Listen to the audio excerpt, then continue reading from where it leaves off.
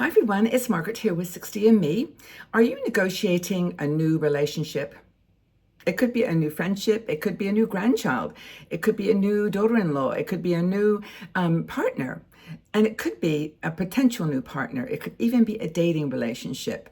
Now, we don't talk about dating much on 60 and Me because in my mind, I think a lot of us are kind of, in a mode where we're not looking necessarily for love, but we always want love and we always want a relationship, and finding someone special is always a treasure. So I want to include that aspect in this conversation about negotiating relationships, because I think that we're facing new complex kind of interactions all the time, and as we get older we lose people in our lives, and we want to replace them with people that are meaningful to us, and establish friendships and relationships that are good, that are supportive, that are helping, they're mutually enjoyable. So I think there's some guidelines here that we can follow, whatever that new relationship might be. And maybe you can share with us in the comments, whether you've got some specific relationship that you're dealing with that you need some some thoughts about, or even some guidance or help. But the first thing I think is to be bold.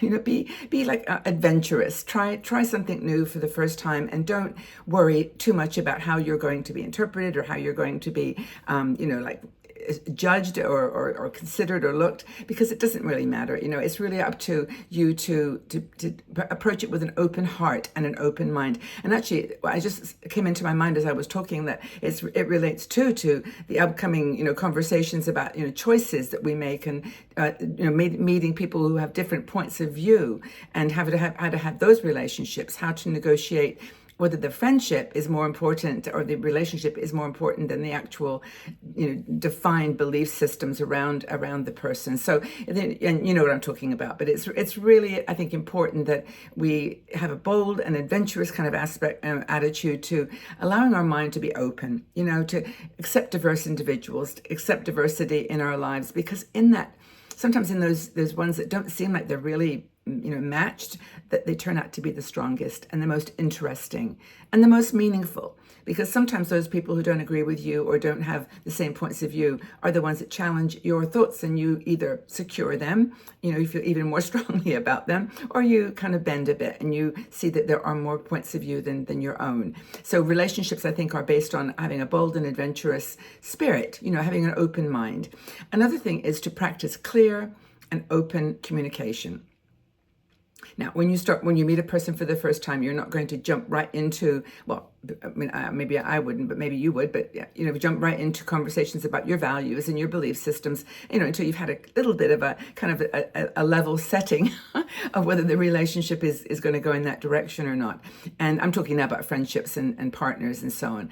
And I suppose, even to be honest, children and grandchildren, because they don't, you have to kind of come to a relationship where they are too, and you have to kind of see it from their perspective, and approach the conversations with some kind of subtlety and gentleness. But building effective communications is key. And I think another thing, especially with a friendship or a love relationship, is to be really clear from the beginning what your boundaries are. And of course, that applies to all relationships. But I think knowing that you have a agreement and the non-negotiables in a friendship. I think we'll talk about that in a minute. But if you've got things that are just really are like no-goes in having a relationship, that you determine that with a clear and honest communication. You walk away from it if you need to, but you don't want to keep going forward with something that's just you have a gut feeling is not going to work. You've got to be honest with yourself too. And trust, of course, is a huge, huge issue as we get older. We've been through bumpy relationships. Probably most of us have been in a relationship where we've lost, someone that we loved, or we've actually been divorced, or we've lost a partner to, they've just died, and you're just like lost without them. Your 30, 40 years of your life was like a tapestry woven into who you are. So, getting back into a relationship, either with another individual on a love level or on a friendship level, requires trust.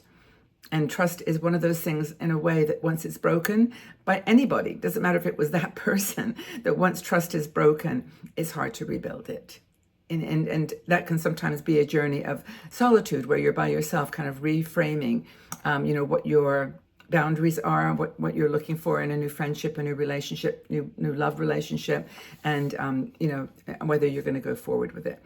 Establish the personal boundaries, as I said, and make sure that you have your almost like your list of non-negotiables. These things are not going to ever work in a friendship. These things are what I'm looking for. And it could be very high level stuff like honesty, like trust, like being being clear about your intentions and not being secretive. I mean, whatever your values are, you can actually pull that into your mind. You don't have to say, "Now, excuse me, I'm going to interview you. Here are my non-negotiables." That's not what I mean. You know what I mean. You've got to be in your own heart clear what's important. In terms of dating and meetup sites, I actually made a note here to mention to you Meetup, because it's not a dating site, but it is probably, well, maybe some people use it that way to start with, because it's a like-minded site. Like, you choose activities, you choose events to go to, workshops to participate in that are aligned to your interests, not so much your values, because those values, I suppose, could lead to a common interest, but it's more based on things you love to do. And we've talked about friendship so much on 60 and Me, about how you have to start by liking yourself and knowing yourself. Like, what are the things that you actually love to do? And if you just do those things, if you enjoy going to the movies, enjoy going to the theater, enjoy going to whatever, you will find people there that surprisingly are doing what you like too. And that's a great thing that holds people together, brings them together. Of course, always prioritize safety and security, even when you're meeting people of the same gender.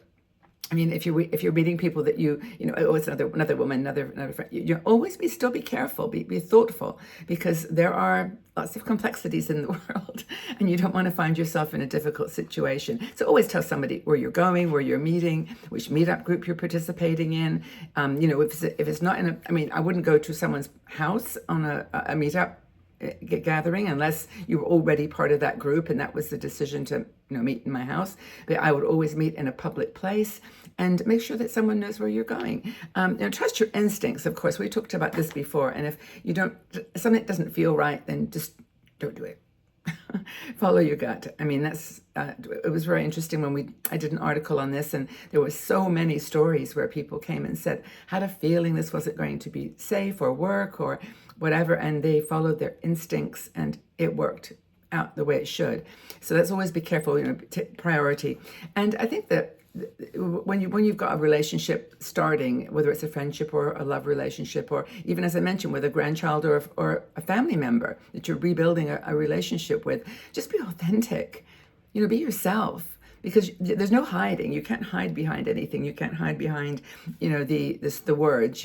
What you are matters. So embrace authenticity. Make that your priority. Just be yourself. And if they don't like it, then that's fine.